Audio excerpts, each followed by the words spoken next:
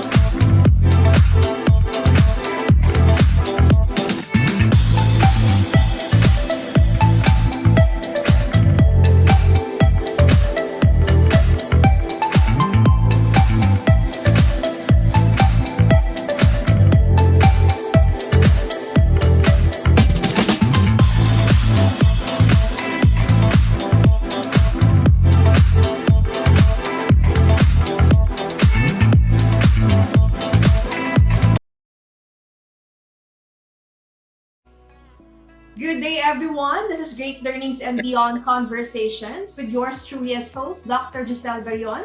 I'm a doctor in organizational development and planning and an internationally certified management consultant specializing in organization and personal development. I'm also the managing director of Great Learnings and Beyond Management Consultancy and an assistant professor at the University of Santo Tomas. This program is brought to you by Great Learnings and Beyond Management Consultancy, your global learning and organization development partner. You can visit GLB Management through its Facebook page, GLB Management Consultancy, or website www.greatlearningsandbeyond.com. We would also like to thank Hotel Sogo, known for living true to its tagline, so clean, so good, so safe. Hotel Sogo is the pioneer hotel in the Philippines to introduce the 11 anti-COVID innovations and one of the most responsive hotels to help the frontliners during the height of the pandemic in 2020 to date. You can visit them at www.hotelsogo.com or through their Facebook page, Hotel Sogo. We are now at episode 3, and the title of our episode is CARA Leadership Stories of Generosity. CARA leadership is a new leadership concept which is now being adopted by some nonprofit and private organizations here in the Philippines. CARA came from the Latin word carus, meaning beloved. It's about leading with love through being charitable, appreciative, responsive, and authentic. If applied by leaders and even followers, it's actually scientifically proven to result to work engagement and organizational commitment. This episode will highlight about the aspect of generosity as a CARA leadership trait and how it impacts individuals from different sectors of society. I'm very excited to introduce our special guests for today. 3 lovely and talented achievers in their respective field. We are very much honored to have these 2 empowered women in our program today. I would like to thank the president of Victorious Legends and Queens, Ms. Nirma Elisa, for introducing them to us. So let's introduce them one by one. Okay, the first is an esthetician, multi-awarded international humanitarian beauty queen. She is also an Indigenous Australian from New South Wales, Australia, and a mother of 8 children, 13 grandchildren, and married for 33 years to her husband, Steve Turner. She is an esthetician with 23 years in practice. She is also an international humanitarian who won the International Ambassadorship in 2018 in South Africa, Apartheid War Against Humanity. She's also an international director of Crimes Against Humanity of Missing Persons in Australia. To top it off, she recently won Mrs. Universe Central Australia, Mrs. Universe Model of the Year, and Mrs. Universe Ambassador for domestic violence, gender violence, and associated violence. In her ventures around the world, she had the pleasure of supporting many ethnic races from India, Dubai, South Africa, Nepal, Fiji, among other countries. Let us welcome Miss Susan Turner. Hi, Susan. Hi, thank you very much for inviting me to be a part of your amazing program today. I'm very honored. I'm, very grateful with the gratitude, as we were both, talking about earlier, as to being a humanitarian and an ambassador for, world denomination. So in supporting people, who need the support around the world. So in saying that, I have also not mentioned that I also have, the pleasure of, some of my amazing magazines, which is the Global Elite Queens magazine. And in this magazine, it actually portrays a lot of the information that a lot of our beauty queens need to be able to get their advocacies and their profiles and their platforms aboard, so that then everybody can learn all about, our wonderful women and men. So let me just show you men as well, so that I don't forget them. So they're just a few that I have been supporting around the world with their, beautiful, wonderful, amazing, advocacies. So in saying that, a lot of people who do a lot of work with others, such as humanitarian work, they go unnoticed. And so by doing these magazines, they can actually look into the magazine and go, oh, wow, I had no idea about these people. And it is really such an amazing feat to give to them. So in saying that as well, there are many, beautiful, amazing conclusions, to a beauty queen. A beauty queen is not only a title holder, but her title is what she is made of and who she is. So her support network and her support systems, in trying to invite others to be just the same. So it doesn't cost an awful lot to be kind and to be nice and to have gratitude. This is what we expect from everybody, to basically help with each other and support each other. There you have it. That's Miss Susan. Now let's move on to our next guest, a writer, a filmmaker, director, scriptwriter, and award-winning actress. She wrote, produced, and directed 3 films, namely The Right Path, Polizzeleno, and My Husband's Mistress, which have gotten almost 100 nominations and screenings around different continents. This young achiever is also an award-winning actress and an entrepreneur. Let's welcome Miss Mokiza Prozi Kenisha from Uganda. Sorry about that. Hi everyone, my name is Mokiza Prozi and Kenisha. I'm an actress here in Uganda. I'm also a film director, like you mentioned. I'm a producer, a writer, and I'm also an entrepreneur. Yeah.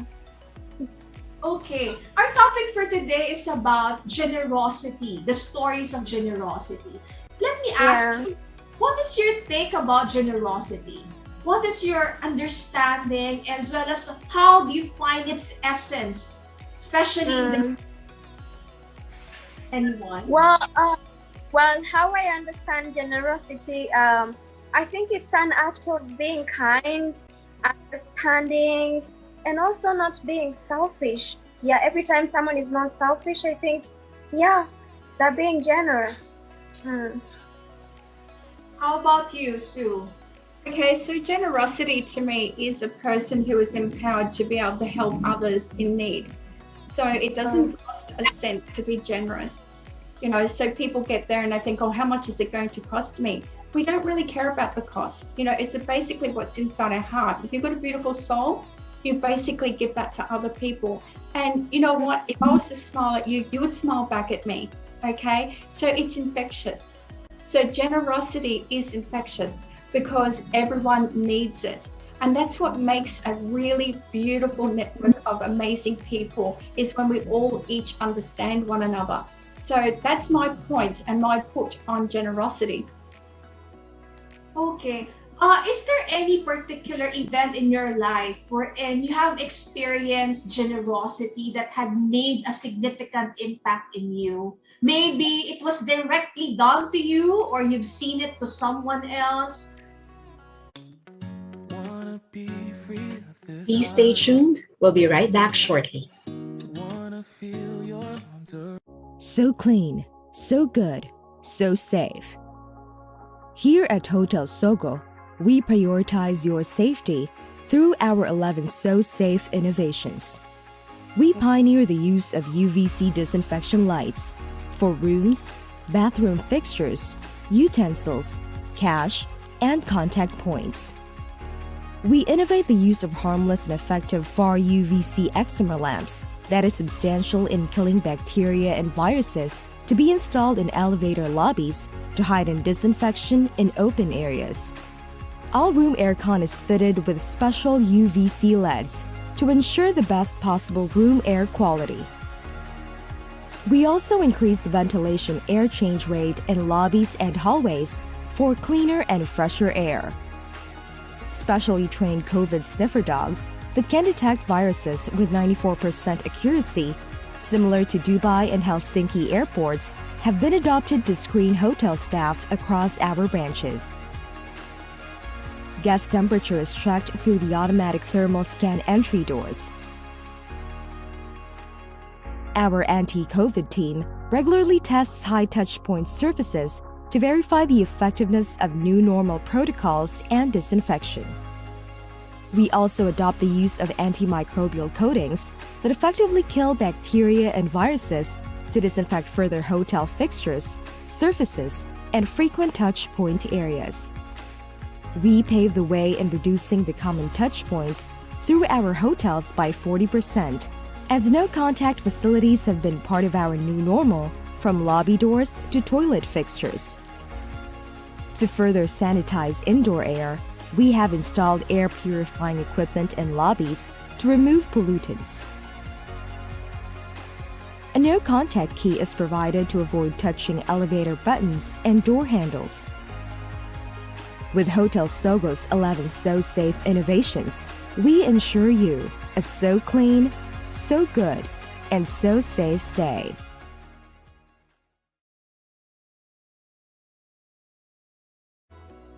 Okay. Is there any particular event in your life wherein you have experienced generosity that had made a significant impact in you? Maybe it was directly done to you or you've seen it to someone else. So there's this story of generosity that has kept me thinking, and I've also gotten to learn some lessons out of it. So a few days ago, I went to check on my grandma in the village, and we also have another old woman neighboring my grandma, and she's also kind. She's, to take care of us. She's to give us mangoes. So she loves bread. So every time I go to see my grandma, I make sure I pack bread separately for her. So this time around, when I went to check on my grandma, I noticed that actually she's not staying in that old house where I used to see her in. She now moved into a well-built furnished bungalow house. So I was very happy seeing that, and I talked to my grandma. I was like, oh my god, thank God that these children have actually remembered their grandma after so many years.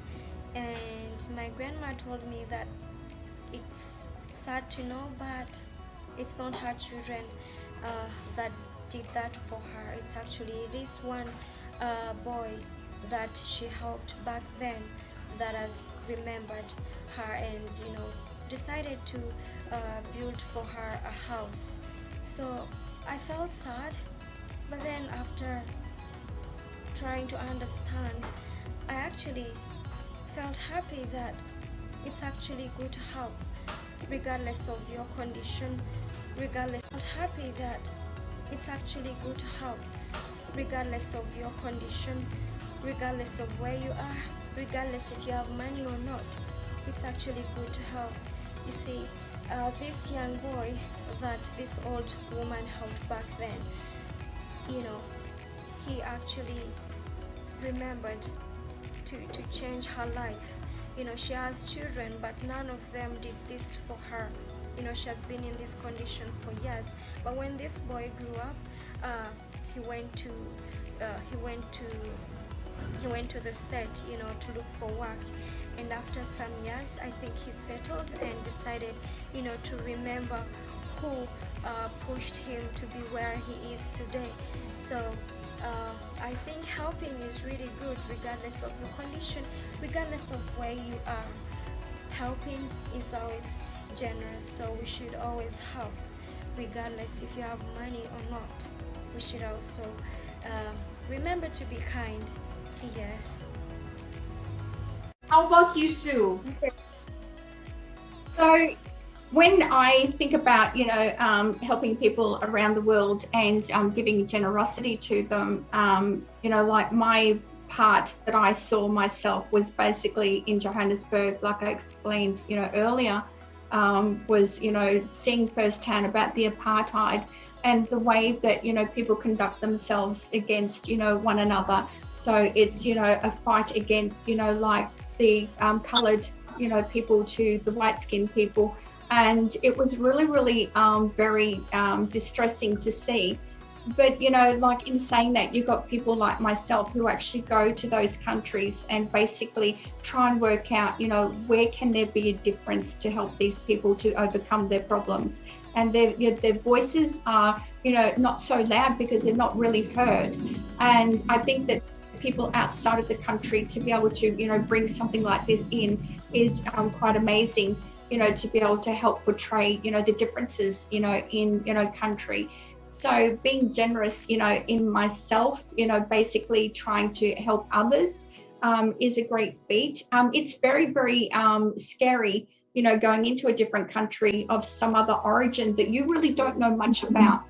And so therefore, but I've seen, people that are quite generous, like we spoke about earlier with the Philippines, with, the children, and also the abandoned, animals as such, like that in itself, is a generous feat, to be able to just take this out of your own heart and to be able to be there to support others. So that's what I see as a generous, point of view in a person, to be able to be a ambassador and a humanitarian to go and help out in that way. Okay, thank you for the sharing. I would like to understand, how do you think can we develop being generous? Like you've stated several benefits of how generosity can impact the lives of other people. Now, how can we develop that in us? Can I start? Yes? Anyone can start. Okay, I just don't want to tread on poor Kanisha. Sorry, sweetheart. So I believe that this begins in your own home. Okay, so when you're a parent and you have children, it's what you teach your children in the very beginning. So if you teach them to be generous, if you teach them to be kind, if you teach them to be, the person that everyone loves to be able to communicate with and talk to and be a part of, my whole learning at home is what my parents taught me was to be a person of acceptance. And so I believe all of this starts in the home with the parents and the family, because everything a child learns from being very, very small into adulthood is very, very important. So if you install that into a child right from the very beginning, we shouldn't have any problems. That's my belief. Thank you. Okay, there are so many ways that we can show generosity, right? You've mentioned some of them earlier. There's what you call generosity through being charitable, by sharing what we have, or sharing our talents, our time for other people, or even resources. Could be monetarial or non-monetarial. It could also be by being appreciative of people, complimenting them, sincerely complimenting them. And also there's also being responsive, wherein you listen to people, you try to be there, to be present. That's another way of being generous. And authenticity, authenticity by which you don't put so much wall. You try to be your authentic self when you become friends with someone. You give your heart, to the person when you communicate to them. Those are different ways by which we can show generosity. But my question is, among those different ways, or should we say behaviors that we can show generosity, what do you think would be the most impactful to someone?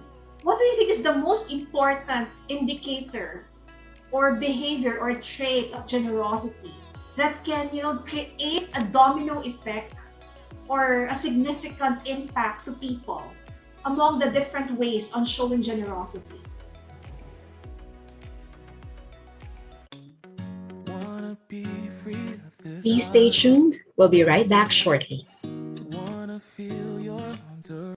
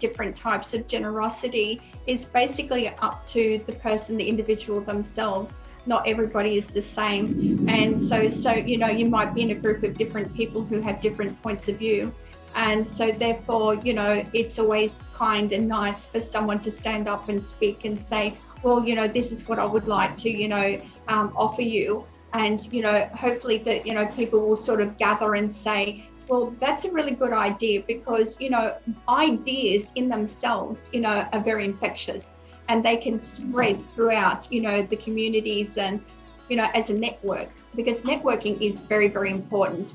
And so in those networks we can get there and we can basically help each other with different views and different points. So not everyone thinks the same, so everyone has a different point of view. So by learning from one another, and teaching one another, this is the way that we can actually form a wonderful community and a reach of, like people who, don't truly understand us. They can all come in and they can learn about everything that we know. So it's basically sharing. So sharing is caring. Right. I like what you said, that generosity is actually trying to situate yourself to the person.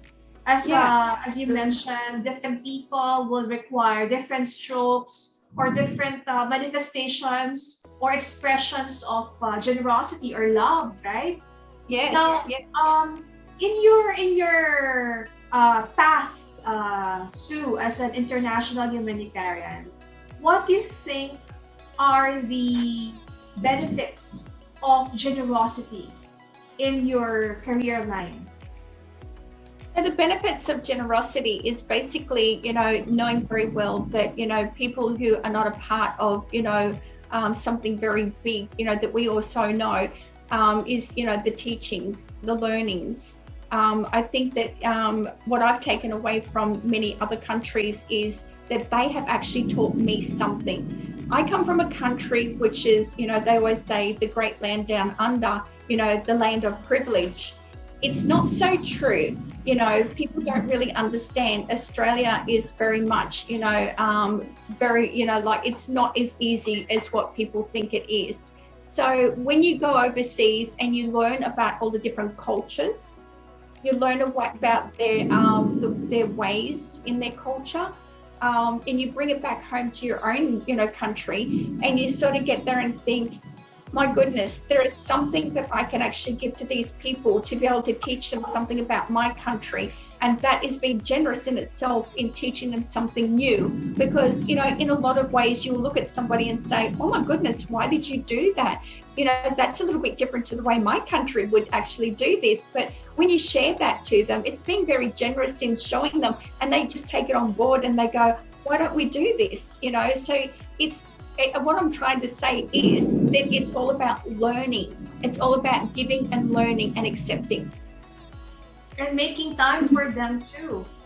Oh, yes, absolutely. You have no idea what I've brought back to Australia. And I've actually, you know, gone out and I have, you know, spoken, you know, like in Parliament, mind you. I won the Mother Teresa Award last year. The Mother Teresa Award is an Australian award that's given to somebody who is a spokesperson who has done, you know, many travels overseas and enlightened other people and given them a little bit of what our culture is, you know, to be able to help them, because they don't really understand. And if you come from poverty and a very, very fine line between, you know, whether that they are going to survive or not, but they have survival skills.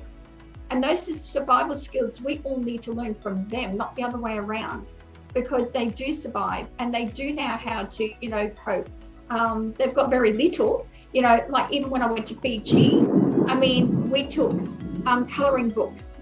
We took, you know, things over there for the children to be able to, you know, like learn, and pencils and, you know, paints and things like that, thinking that we were doing the right thing. But in actual fact, these children don't even know this. They have no idea, but they seem to be able to, you know, cope on their own, you know, grounds. They have their own way, their own culture. And we were enlightened to it. So we brought that back to Australia and it was wonderful. So I'm curious, what was the trigger or what was the inspiration behind all the good works that you do? You know, you're a known international humanitarian. You've won several awards on humanitarian advocacies or causes. Now, what prompted you? Where's that inspiration coming from? It's very sad, actually, what prompted me. Okay. You can share it. In my family, we have 4 missing persons. And they have never ever been found, and they're still missing to this day. One of those missing persons was my best friend that I grew up with. She went to Bathurst. She went out with her friends. They all had a gathering together. She left the venue. She got a ride with a guy in a red car that we know through, you know, because here in Australia we have cameras and we can see people on the streets. Not very clearly because that was going back in, you know, like 2001. So in 2001, you know, technology wasn't as good as what it is today. So we could see what had sort of happened to her. And in saying that, I've been helping her family for many years, you know, to come to terms with what had happened to her, which then led from, you know, there are other people in our family that have been missing, they've never been found. And then people from overseas started contacting me. And the people from overseas were basically saying, what would you do in this case that what you are doing in Australia to try and help your missing persons? So then when I started going overseas and started traveling with pageantry, I decided that because I won one of the ambassadorships, that I would become an ambassador to all the other countries and go around and help everybody else who have the same problems in their countries with missing persons. So then it led one thing from another, because you know how things roller coaster, you know, like it starts from down here and then it starts up here. And then next minute, I found that I could talk to a lot of different people. I could understand these people. I wanted to learn from these people. And I was very, very taken by these people. So then I made it my business to be a humanitarian and start, you know, looking after them. With the Nepal earthquake, I mean, there were many, many, many people who were killed, you know, and these people are poor people. The way that they were buried, they were just thrown into virtually a mass grave and they were covered up. And there were children left homeless, children left without their parents, children who became orphans. It was just really, really hard to see, really hard to take. And then, you know, I thought, I'm only one person, but you know what? A lot of people respect me. A lot of people listen to me. And I thought, why not? Why not just, you know, help everybody. They all need help. And I saw and looked in their eyes, and I could see that absolute, like gratitude to somebody that doesn't even belong to their country, who's come to their country to simply help out of my own pocket, my own money, my own way, and my own gesture, just to be there, just to help. So there you go. That's how it all started. Oh, that's a very deeply rooted reason for doing all the causes that you're doing now. Later, I have a similar question to you, but let me go over Kenisha because I'm glad she's back. Kenisha, in your job as an actress, how do you practice or how do you exhibit generosity in your line of industry? Oh, thank you. I'd like to apologize. My Wi-Fi actually, because it's raining, it's going off and on. Well, actually, I would like to go back to the previous question where you asked a question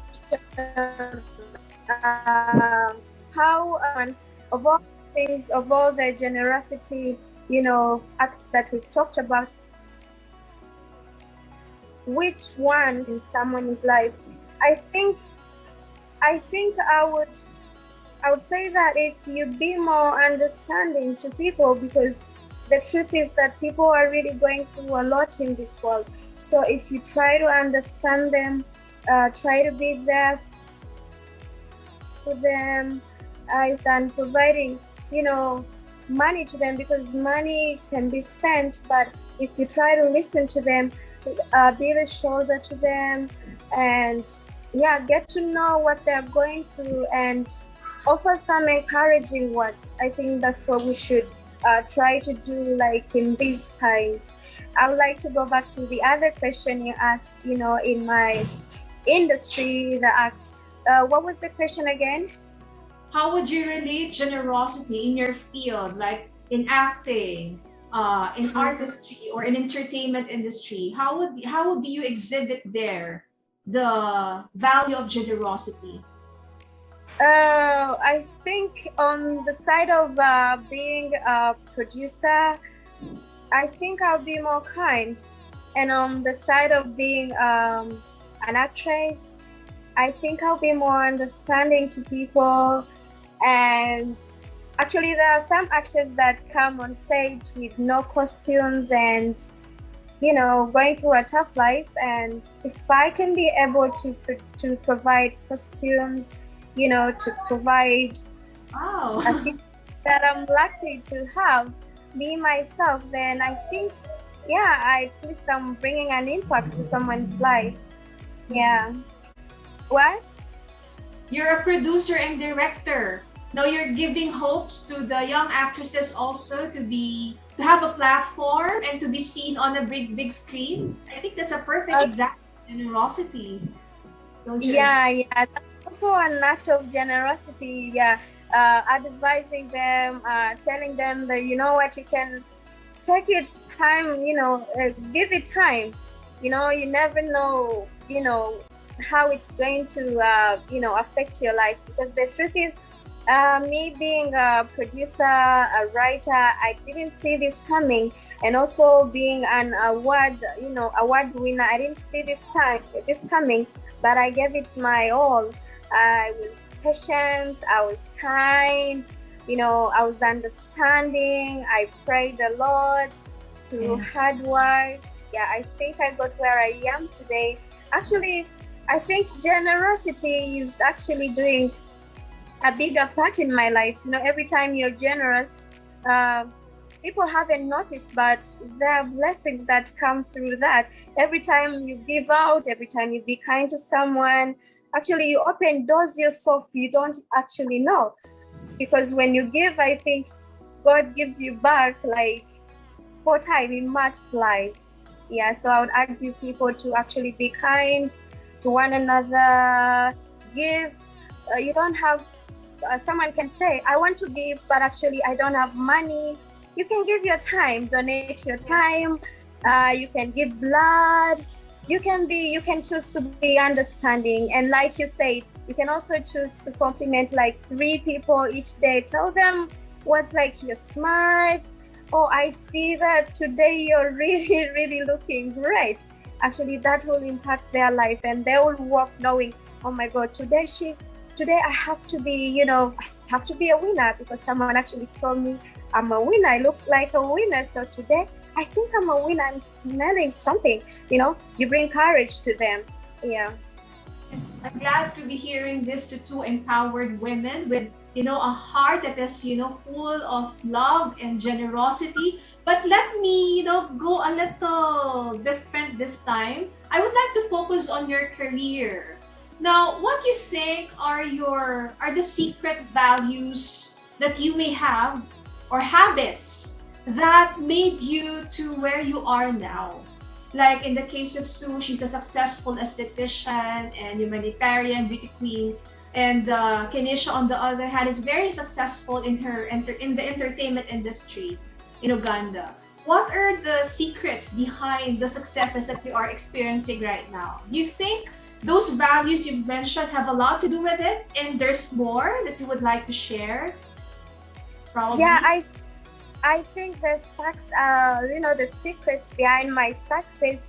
Number one, as an actress, I started out, I wanted so much to act, but I lacked opportunities. I was going places, but I couldn't, find opportunities. And people could even look at my face and they say, you can't actually act, without even giving me the opportunity to try out. They say, no, I'm just seeing the way you look, you can't act, go away. And I go away, I cry, and I'm like, oh my God, what am I going to do to reach where these people on screen are?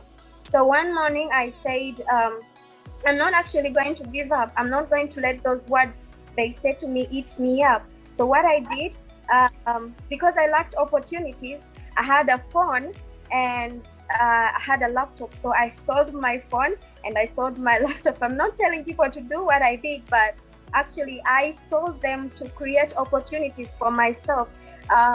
So I was reading on YouTube. I got knowledge on how to write. I never went to school to learn how to write. I learned how to write a script, and I learned a little bit about directing. So I wrote my first script. That's my first feature film. It's called The Right Path. I wrote, directed, and produced. The money I sold out of my phone and my laptop, I used to produce the film. So I got a few actors of my friend that I knew. I gave them transport and they came. We did a project, and after doing that project, actually people got to notice me. Even those who chased me away, they got to see me. So what I can tell people out there, that don't wait for opportunities. If you can't see them, then try to create one. Because if I didn't actually stand out on my own to begin, actually writing and directing wasn't part of me, but I say, if I can't, get cast in any of those movies, then I think, let me do what is needful. Let me make my own movies so I can act in them. And when I started acting in them, that's when they noticed me. That's when they say, oh, she's actually good. She can actually act. You see, if I sat there and began crying and mourning, you see, so you have to create opportunities. Don't sit there and feel bad, because actually time is not going to wait for you. So if you can't see any, just create one. Yeah. I love it. Create your own opportunity. Very nice. And by the way, I think your age does not also have to limit you, regardless of whatever age you are into. It doesn't limit you with the opportunities that you have, right? Yeah. How about you, Sue? What's your secret behind the successes that you are experiencing at this point in your life? I think the secret, to myself in being where I am today is virtually my reach, and being able to reach out to a lot of people. And like you say, Kenisha, opportunities, and they come knocking at your door. And once they become knocking at your door, you can open that door and you can embrace. And once you embrace that, it's a never ending, cycle. It doesn't stop. And it creates, like a whirlwind. It just, gets bigger and bigger and bigger and bigger. And it's phenomenal, to think that, something just so small becomes so big. and that's what we all, you know, wish for. I actually have a number of very famous people that I speak to a lot. And one of them is, like, I've been following him since I was a teenager, and his name's Billy Idol. He's a singer, and he's a famous singer from the UK, and basically, well, American sort of thing. But like, I've always thought to myself, you people are celebrities, but we all bleed the same color blood. We bleed red blood. You know, we're not aliens of any type. And I sort of thought to myself that what makes you a celebrity and what makes you more important than me? And I feel as though that, you know, you and I are very much alike. You know, where there's no difference. The only thing is that we're go-getters, and we're the people who actually set the trend to be able to go out and grab it when it's there, when it's fresh. And you get it with both hands and you embrace it. And so therefore your success is then written on a label for yourself, because you label yourself with that and then you carry that off. And that's what I believe in. You know, many times I've looked and I've seen, you know, people who are really, really big in the movie industry, you know, people who are, you know, celebrity singers or actors or whatever they be. And I always think to myself, I wonder how you got there. What did you do, you know, to make yourself noticed? And it's very, very hard to become noticed. I became a global influencer and started influencing other people. And then other people wanted to listen. And then other people thought, this is a good story. This is great. I might follow on what she's doing. So then you get people emailing you get people messaging. Like my messages, I get lost in messages. There are thousands upon thousands of messages that are sent every day. I simply cannot answer them all, but I try. I really do try. I sit down and I go, you know, even if it's a high five or it's like a hello, you know, if, you know, I'm the sort of person who would love to show them gratitude by saying, I see you. And I know that you're most probably not a celebrity and you're not famous and you're not in the movies, but I want to give you what I have, and that's respect. I think we all should respect one another regardless of who we are. So in saying that, where I am today is just basically like a boxer. I've fought my way to the top, become known, and the more I've become known, the more, you know, you receive. So it's just, it is really hard. It is really hard, but you've just got to stick with your guns and you've got to keep up with, you know, what you think is going to get yourself out there. So I don't sort of class myself as being anyone really, really big. I'm basically on the same level as everybody else. But when people meet me, they go, oh, I want a photo with you. Or, you know, oh, can you sign this, or, you know, do all these things, you know, especially when I go to America. Like I usually get their police, they come and they will actually escort, and they do escorts for me, and which is really, really nice. I'm a bit scared of their guns, but oh well. But isn't it lovely to be respected in that manner? You know, you don't really expect this, but, you know, I take along with me my own people who look after me, which are my security. And wherever I fly, I take security with me. But it's just the looks on people's faces when they get to meet you and they know who you are. And it's like, oh my goodness, I'm just me. And they'll call me ma'am. And I'm like, no, don't call me ma'am. I'm Sue. Please call me Sue. Oh, Sue, ma'am. You know, and it's just that they're so enlightened to meet somebody because they know about you, they've read about you, you know, they follow you. And there's lots and lots of followers, you know, that get onto your Twitter, your Instagrams, because your social media is a massive platform. It's huge. You know, and I think that's how I become known anyways, was through social media. It wasn't basically, but then again, yeah, I did go overseas and meet people as well. But, you know, just saying social media as a whole is a massive platform. So that's what really makes who you are, is basically your platform in social media and other forms of, you know, being able to reach for the stars. Very nice. Very nice. Thank you. With the current situation that we are into right now, I mean, the world in general, we're experiencing this new normal of things which affected our respective businesses, the way we operate, our different advocacies. How are we adapting? Anyone? How are we adapting to all these new normal protocols, the way we do our businesses? How are we adapting so that we can still thrive in a respective work, career, industries, advocacy Um, businesses?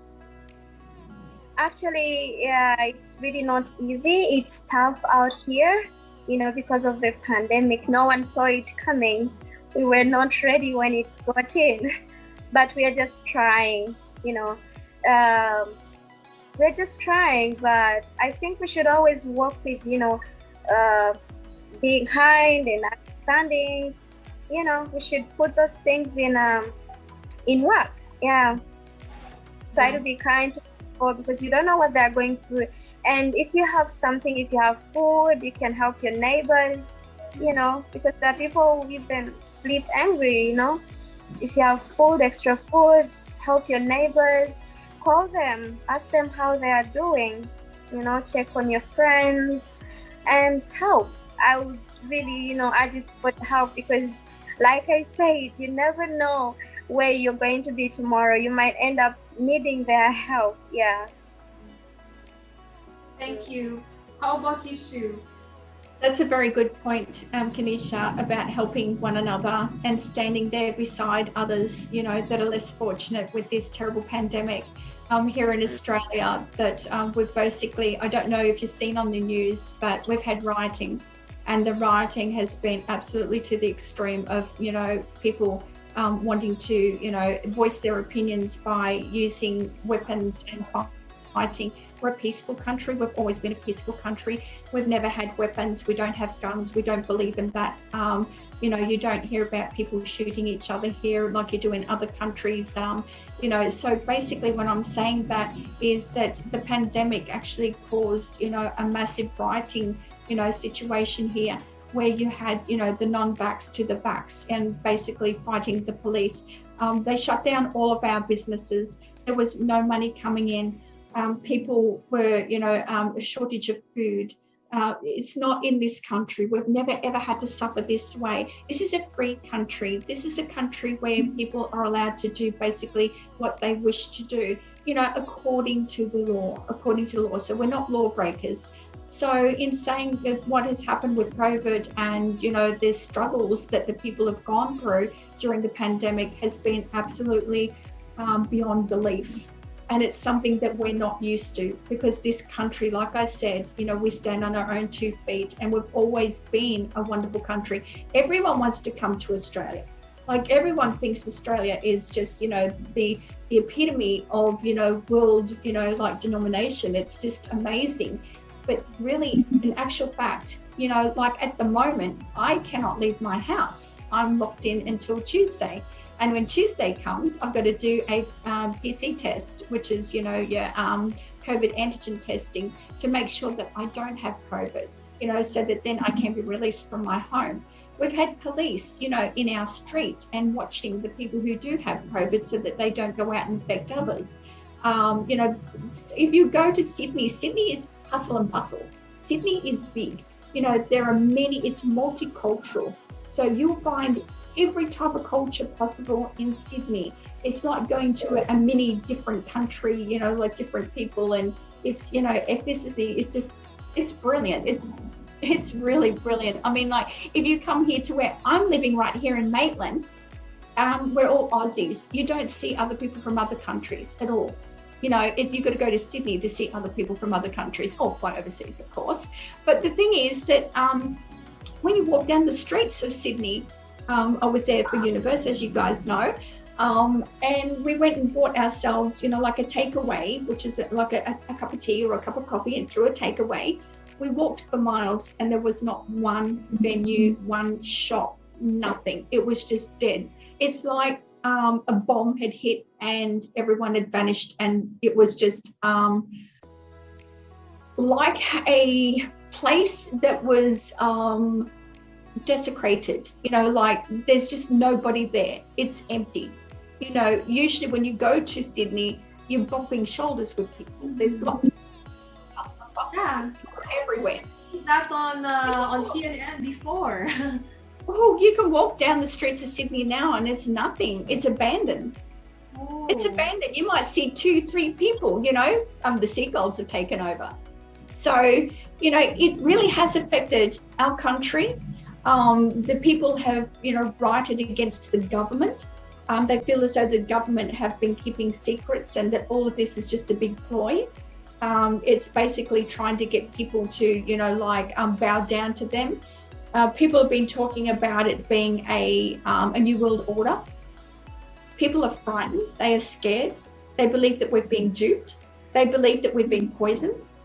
There's all sorts of things happening in Australia, and it is very, very sad, very sad. So the pandemic in our country has been literally the worst thing that's ever happened to us. And we do not live the norm, not anymore.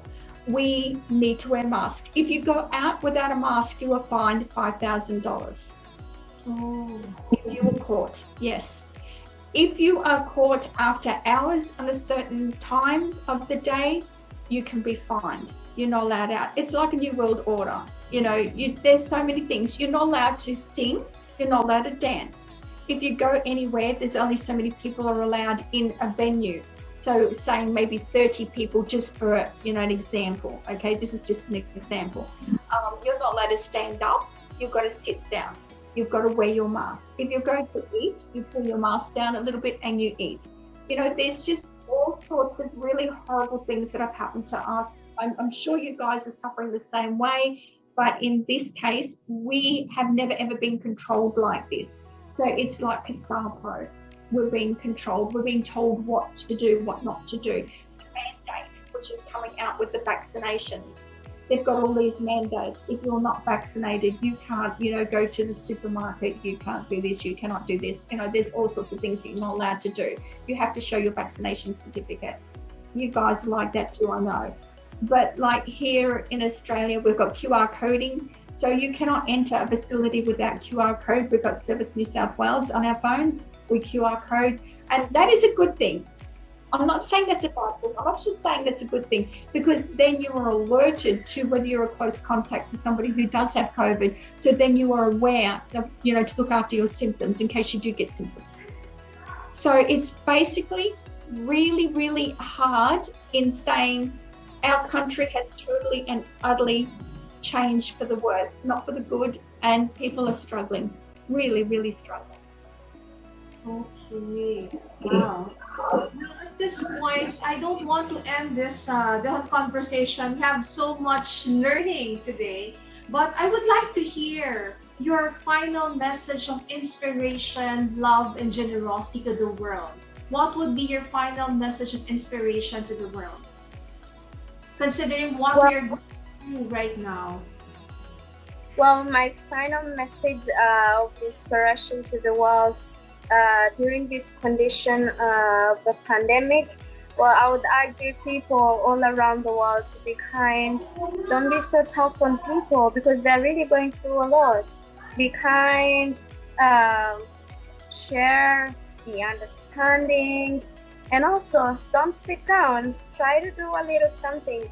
If you're a writer and you're not allowed to go out, write inside the house. If you're a singer, then work on your vocals inside the house. Don't sit. If you are an actor or an actress, look for indoors, if there are indoor scenes. So you can do that as you wait for the situation to get, to its normal. Yeah. Beautiful. Thank you, Kenisha. How about you, Sue? In Australia, we've had, to date, more suicide than we've ever had, ever. And a lot of those people are frightened and they've been left to their own. They don't know how to, think about what the possibilities could be if they were just, to sit down and basically, listen to their inner voices or reach out to somebody that might be able to help them. We have, hotlines here if you're in doubt, to ring somebody to get support. People, like I was saying, our COVID testing, you've got to wait in your car, and some people are waiting for 2 days to be tested. We now got the rapid antigen test that are on board. But once you are, deemed positive, you need to ring, your association, which ours would be Service New South Wales, to let them know that you are positive. And then the government is then giving money, to those people to help support them now. So this is only just new. So what I would like to say of encouragement is that if everybody out there could just reach out to another person to see if they're okay. Are you okay? Those are very simple words to say to somebody. And basically, if that person is not okay, hopefully someone like myself or anyone else can go over and hopefully help that person out.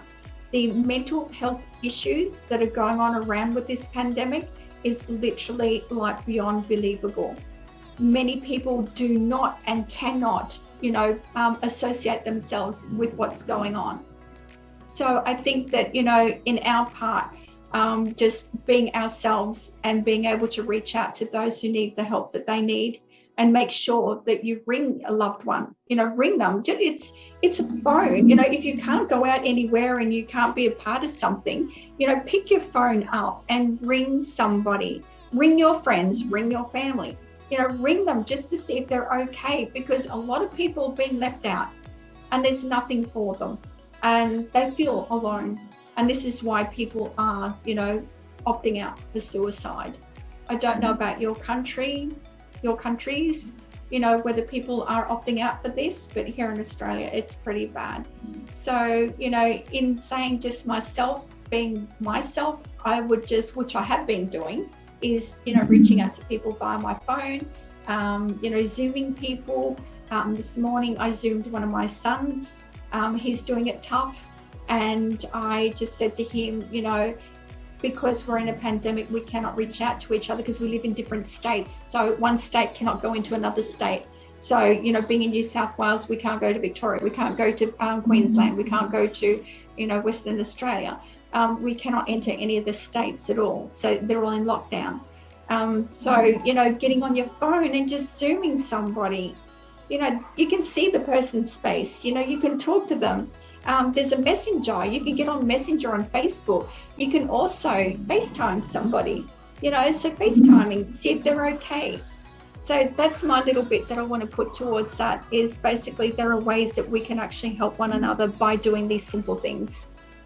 Wonderful, wonderful. It doesn't limit us, right?